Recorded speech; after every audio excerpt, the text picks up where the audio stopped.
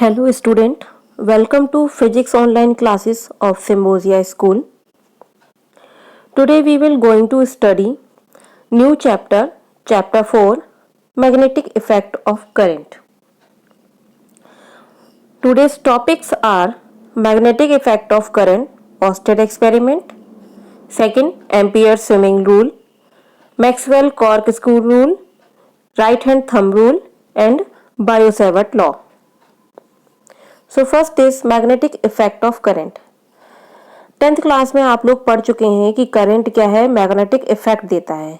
Means अगर किसी wire में हम करंट को फ्लो करा दें और उस वायर के आसपास अगर हम कोई कंपास बॉक्स रख दें या फिर मैग्नेटिक नीडल रख दें तो उस मैग्नेटिक नीडल में डिफ्लेक्शन होता है, जो आपने ऑस्टेड लॉ में पढ़ा था या ऑस्टेड एक्सपेरिमेंट में पढ़ा था। तो कोई भी करंट कैरिंग वायर अपने चारों ओर एक मैग्नेटिक फील्ड बनाता है और इस मैग्नेटिक फील्ड का पता कैसे चलता है कि अगर हम उस मैग्नेटिक फील्ड में कोई दूसरा मैग्नेटिक डिवाइस रख दें या फिर हम एक मैग्नेटिक नीडल रख दें तो उस मैग्नेटिक नीडल में एक फोर्स लगेगा जिसकी वजह से वो डिफ्लेक्शन होगा। ये जो एक्सपेरिमेंट था, ये सबसे पहले या जो मैग्नेटिक इफेक्ट था करंट का, वो सबसे पहले ऑस्टेड ने दिया था 1820 में। ऑस्टेड ने अपने एक्सपेरिमेंट किया था और उस एक्सपेरिमेंट में उन्होंने एक सर्किट बनाया। इस सर्किट के पास जब उन्होंने एक मैग्नेटिक नीडल को रखा, ये एक एक्सीडेंटली एक्सपेरिमेंट हो गया था। एक्चुअली वो एक्सपेरिमेंट कुछ और कर रहे थे। तो वहां पर जब वो सर्किट वहां पर बना हुआ था और उस सर्किट के पास ऐसे ही एक कंपास बॉक्स पड़ा हुआ था, एक मैग्नेटिक नीडल पड़ी हुई थी, तो उन्होंने देखा कि जैसे ही वो इस सर्किट में करंट पास कराते हैं, यहाँ पर जब करंट पास होती है तो यहाँ पर जो कंपास बॉक्स है या मैग्नेटिक नीडल है उसमें डिफ्लेक्शन होता है। तो उन्होंने ये सोचा कि ये मैग्नेटिक नीडल में डिफ्लेक्शन किस वजह से हो रहा है, क्योंकि मैग्नेटिक नीडल में डिफ्लेक्शन सिर्फ तभी पॉसिबल है जब वो किसी दूसरे मैग्नेट के मैग्नेटिक फील्ड में रखा हो। तो जो दूसरा मैग्नेटिक फील्ड है, जिस मैग्नेटिक फील्ड के मैग्नेटिक फोर्स को ये नीडल एक्सपीरियंस कर रही है, ये मैग्नेटिक फील्ड कहाँ से आया। तो उन्होंने इस एक्सपेरिमेंट को बार बार किया और उन्होंने इसके कभी उसको ऑफ किया, पावर कभी ऑफ किया तो फिर मैग्नेटिक नीडल अपने नॉर्मल पोजीशन पे आ जाती थी और जब उन्होंने पावर ऑन किया तो मैग्नेटिक नीडल में फिर से डिफ्लेक्शन होता था।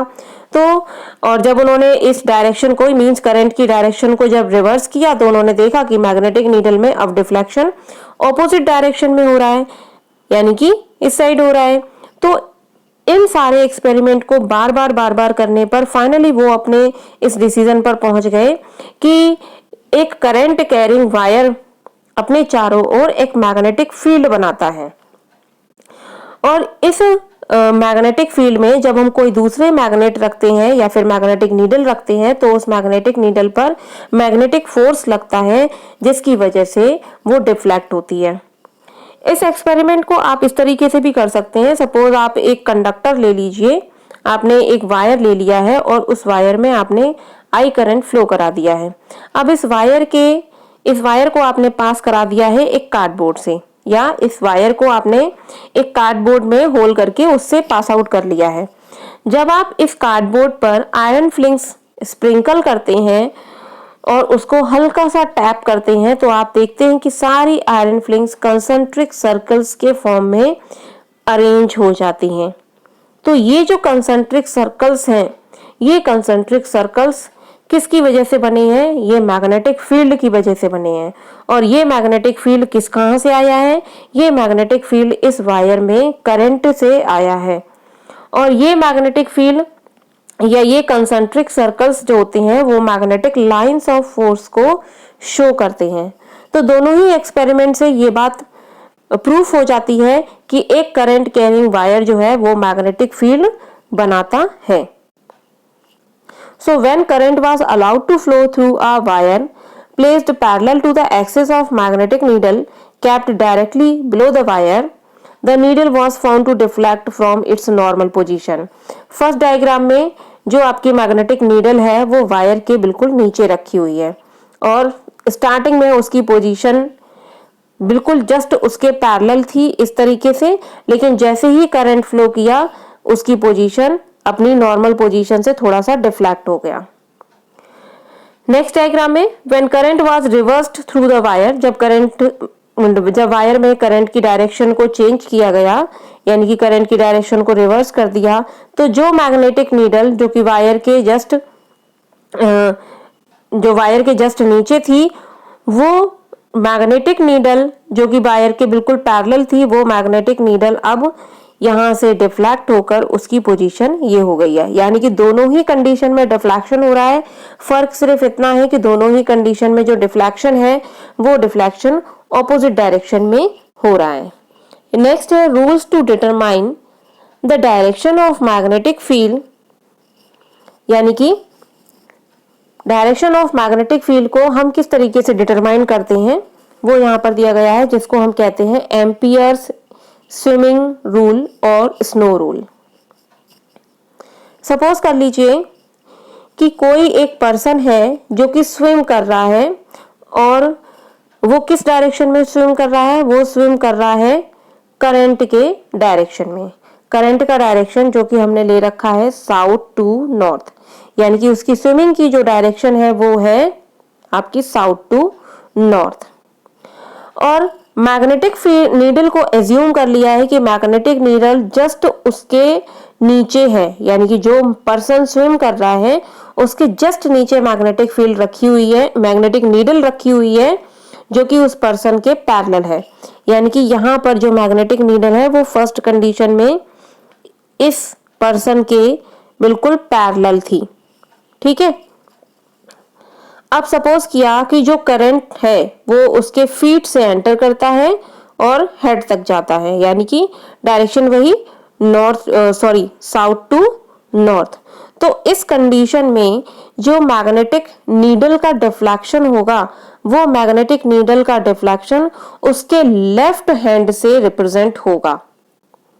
यानी कि जो उसके लेफ्ट हैंड की मोशन की या मूविंग की जो डायरेक्शन होगी, उस लेफ्ट हैंड के डायरेक्शन से मैग्नेटिक नीडल का डिफ्लेक्शन रिप्रेजेंट होगा, यानी कि वेस्ट डायरेक्शन में।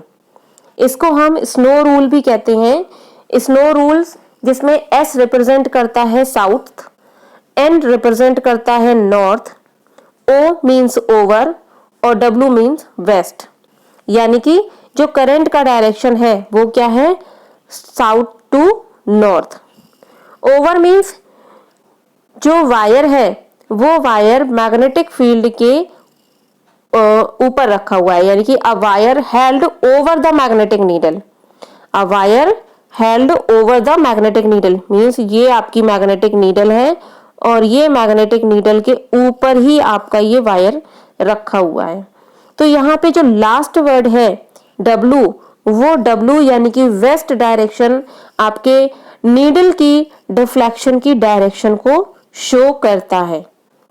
अगेन मैं बता रही हूं, अगर कोई पर्सन, इसको हम एम्पियर स्विमिंग रूल भी कहते हैं, इसके अकॉर्डिंग अगर कोई भी पर्सन, हम इमेजिन करें कि एक पर्सन इस तरीके से स्विम कर रहा है, जैसे कि मान लीजिए कि करंट उसके फीट से एंटर होता है और उसके हेड तक जाता है, यानी कि उसके फीट और हेड की डायरेक्शन करंट के डायरेक्शन में है और जिसको हमने सपोज कर लिया साउथ टू नॉर्थ डायरेक्शन है। अब इस पर्सन के नीचे मैग्नेटिक नीडल रखी हुई है, तो हमें यह बताना है कि मैग्नेटिक नीडल में डिफ्लेक्शन किस डायरेक्शन में होगा।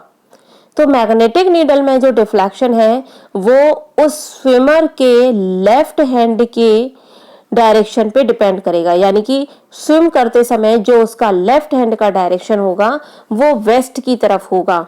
इसका मतलब है कि जो मैग्नेटिक नीडल का डिफ्लेक्शन है वो वेस्ट डायरेक्शन में होगा। ठीक है, नेक्स्ट है मैक्सवेल क्रॉक स्क्रू रूल और राइट हैंड स्क्रू रूल। इसको मैक्सवेल क्रॉक स्क्रू रूल से भी निकाल सकते हैं। इसके अकॉर्डिंग अगर हम स्क्रू को फॉरवर्ड डायरेक्शन में मूव कराएं, यानी कि आप स्क्रू को लगा रहे हो, आप फॉरवर्ड डायरेक्शन में उसको मूव कर रहे हो और सपोज कर लीजिए कि फॉरवर्ड डायरेक्शन में करंट का डायरेक्शन है, यानी कि यहाँ इस डायरेक्शन में करंट का डायरेक्शन है, तो जो स्क्रू की मूविंग डायरेक्शन होगी, जिस तरफ आप स्क्रू को मूव करेंगे, ये मूविंग डायरेक्शन आपकी मैग्नेटिक लाइन ऑफ फोर्स बना बताएगी। यानी कि जो उसकी रोटेशन की डायरेक्शन होगी, वो रोटेशन की डायरेक्शन आपको मैग्नेटिक लाइंस ऑफ फोर्स बताएगी, जो कि उस कंडक्टर के अराउंड होगा। इस तरीके से हम इस स्क्रू रूल से बता सकते हैं कि इस स्क्रू रूल के अकॉर्डिंग जो मैग्नेटिक लाइन ऑफ फोर्स होंगी, वो मैग्नेटिक लाइन ऑफ फोर्स किस डायरेक्शन में बनेंगी। अब अगर इसी में ही हम उसको बाहर की तरफ निकालें, यानी कि स्क्रू को हम बाहर की तरफ निकाल रहे हैं, उसको बाहर की तरफ रोटेट कर रहे हैं, यानी कि अब करंट का डायरेक्शन जो है वो चेंज हो गया। अब करंट का डायरेक्शन डाउनवर्ड डायरेक्शन में हो गया। जब करंट का डायरेक्शन डाउनवर्ड डायरेक्शन में होगा तो स्क्रू को दीवार से निकालते समय जो रोटेशन की डायरेक्शन होगी, वो रोटेशन की direction magnetic line of force की डायरेक्शन को रिप्रेजेंट करेगी। तो इस स्क्रू रूल से हम बता सकते हैं कि मैग्नेटिक लाइन ऑफ फोर्स या मैग्नेटिक फील्ड का पैटर्न क्या होगा और उसका डायरेक्शन क्या होगा। नेक्स्ट है राइट हैंड थंब रूल और कर्व रूल। ये राइट हैंड थंब रूल आप लोग 10th क्लास में भी पढ़ चुके हो। इस रूल के अकॉर्डिंग अगर किसी करंट कैरिंग वायर को अपने हम राइट हैंड में पकड़ लें और इस तरीके से पकड़ लें, जैसे कि इस डायग्राम में दे रखा है, इसको इस तरीके से पकड़ लें कि जो करंट का डायरेक्शन है उस डायरेक्शन में आपका थंब होना चाहिए, करंट के डायरेक्शन में आपका थंब होना चाहिए।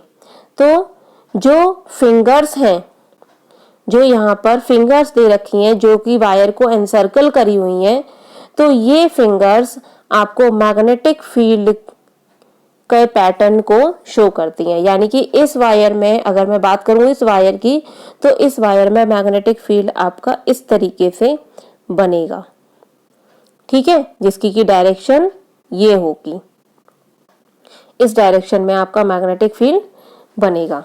तो इसको हम कहते हैं राइट हैंड थंब रूल।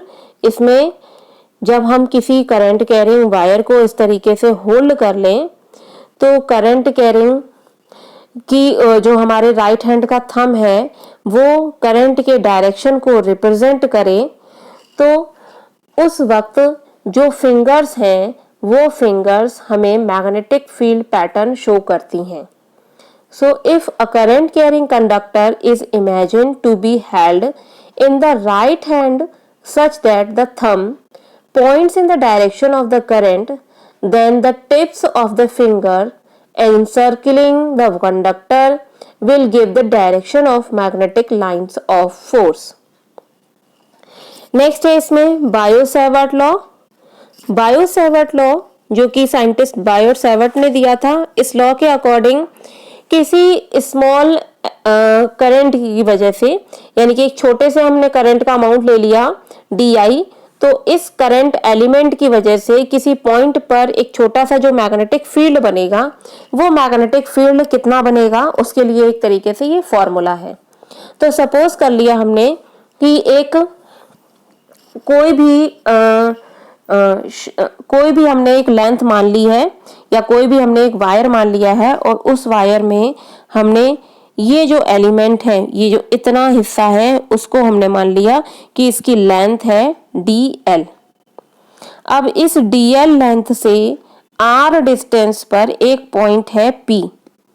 इस DL लेंथ से R डिस्टेंस पर एक पॉइंट है P और ये P पॉइंट इस DL लेंथ से थीटा एंगल बनाता है, ठीक है। और इस पूरे जो ये जो वायर है, इस वायर में करंट फ्लो हो रही है I, ठीक। सो the strength of magnetic field, तो सपोज कर लिया कि इस छोटे से करंट एलिमेंट की वजह से, इस छोटे से करंट एलिमेंट की वजह से यहाँ पर P पर जो मैग्नेटिक फील्ड बनता है वो बनता है DB। So the strength of magnetic field DB due to a small current element DI, small current element को हमने लिया है DI, carrying a current I at a point P distant R from the element is directly proportional to I dl, sorry, directly proportional to I dl sin theta and inversely proportional to the square of the distance r square, where theta is the angle between dl and r. यहाँ पर ये जो आपका element है, छोटा सा जो length है जिसको हमने लिया है dl, और इस dl में जो करंट फ्लो हो रहा है वो कितना फ्लो हो रहा है, वो इस पूरे में जो करंट फ्लो हो रहा है वो है, इस पूरे वायर में जो करंट फ्लो हो रहा है वो हो रहा है I। तो इस कंडीशन में जो यहाँ पर मैग्नेटिक फील्ड बनेगा वो मैग्नेटिक फील्ड, ये जो मैग्नेटिक फील्ड बनेगा वो मैग्नेटिक फील्ड आपके इस पूरे एलिमेंट में जो करंट फ्लो हो रहा है उसके डायरेक्टली प्रोपोर्शनल, इस लेंथ के यानी कि इस स्मॉल लेंथ के यानी कि इस लेंथ एलिमेंट के जिसको कि हम करंट एलिमेंट कह रहे हैं इसके डायरेक्टली प्रोपोर्शनल, और जिस पॉइंट पर हमें मैग्नेटिक फील्ड निकालना है उस पॉइंट से इस एलिमेंट के एंगल के साइन के डायरेक्टली प्रोपोर्शनल, और इसके डिस्टेंस के स्क्वायर के इनवर्सली प्रोपोर्शनल होता है। अब इन सारी चीजों को, चारों चीजों को हमने कंबाइन कर दिया, देन आ गया dB directly proportional I dl sine theta upon r square. अब डायरेक्टली प्रोपोर्शनल का साइन हटाएंगे तो यहाँ पर एक कांस्टेंट यूज होगा, dB equals to mu naught upon 4 pi I dl sine theta upon r square. ये यहाँ पर I और D के साथ जो सिंबल्स है ना, इसको आपको थोड़ा ध्यान रखना पड़ेगा। ये I है और ये आपका dl है। स्मॉल करंट एलिमेंट है dl और टोटल करंट है I। एक बार मैं इसको आपको फिर से बता देती हूँ। यहाँ पर किसी भी लेंथ का एक वायर दे रखा है, स्ट्रेट नहीं है, उसकी कोई भी लेंथ है किसी भी शेप का, और इसमें हमने एक छोटा सा एलिमेंट मान लिया है यहाँ से यहाँ तक का, जिसको हम कह रहे हैं dl।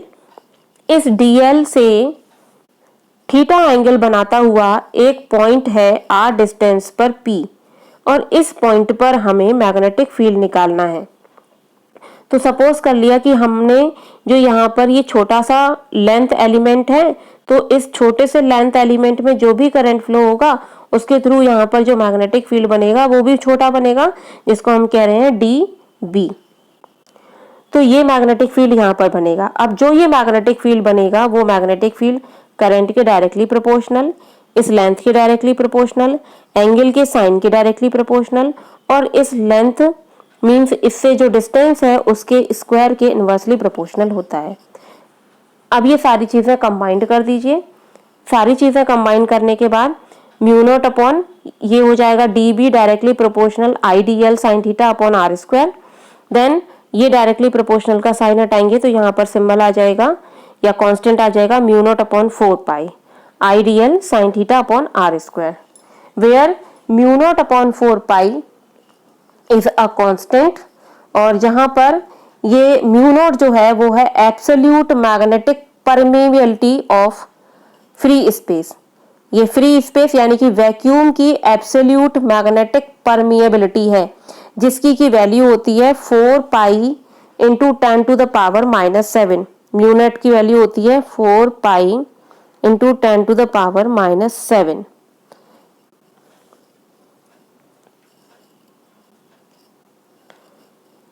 Next Biot Savart law in vector form.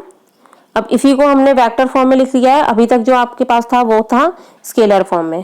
So dB equals to mu naught upon 4 pi I dl cross sine theta हटाया, जब साइन थीटा हटाएंगे तो यहाँ पर क्या आ जाएगा, यहाँ पर क्रॉस आ जाएगा, यानी कि ये चीज आप 11th क्लास में पढ़ चुके हैं, A क्रॉस B। अगर ये वेक्टर्स में है तो ये हो जाता है AB साइन थीटा। अब साइन थीटा हटा देंगे तो ये हो जाएगा dl क्रॉस r कैप, ठीक है, अपॉन r स्क्वायर। या इसको आप कैप मत लिखिए, इसको आप वेक्टर ही लिखिए, वही ज्यादा ठीक है। सो यहाँ आ जाएगा वेक्टर। अगर आप यहाँ पर अगर आप वेक्टर लिखते हैं तो यहाँ पर आपको r क्यू लिखना होगा, और अगर आप इसको यूनिट वेक्टर में लिखते हैं तो यूनिट वेक्टर में फिर आप यहाँ पर r लिख लीजिए और यहाँ पर r² लिख लीजिए, क्योंकि ये चीज आपने पढ़ी होगी 11th क्लास में। Whole vector equals to a cap into mod of a। So अगर हम यहाँ पर a कैप निकाल रहे हैं तो whole vector upon magnitude of a आ जाएगा। तो यानी कि अगर मैं यहाँ पर करूं r कैप के टर्म्स में करूं तो ये r कैप इक्वल्स टू आ जाएगा r cap equals to r vector upon magnitude of r। तो यहाँ पर एक ये r वेक्टर ऊपर आ गया और यहाँ पर एक r का नीचे मल्टीप्लाई और हो जाएगा। ये आपकी एब्सोल्यूट मैग्नेटिक परमिएबिलिटी की वैल्यू है। सो ये हो गया इसकी वैल्यू। और डायरेक्शन ऑफ dB यानी कि direction of magnetic field is same as that of the direction of dl into r। ये direction of dl into r, इसकी जो डायरेक्शन होगी वही आपकी डायरेक्शन होगी dB की, which can be determined by right hand screw rule, जिसको कि हम राइट हैंड स्क्रू रूल से डिटरमाइन कर सकते हैं। Current element is a vector quantity, ये एक वेक्टर क्वांटिटी है whose magnitude is vector product of current and length of small element having the direction of the flow of current. यानी कि ये भी आपका वेक्टर है और ये भी आपका वेक्टर है। ये जो करंट एलिमेंट है जो हमने लेंथ मानी थी छोटी सी, वो आपकी एक वेक्टर क्वांटिटी है। सो ये आपका बायो-सैवर्ट लॉ हो गया, स्केलर फॉर्म में भी हो गया और ये वेक्टर फॉर्म में भी हो गया। Thank you.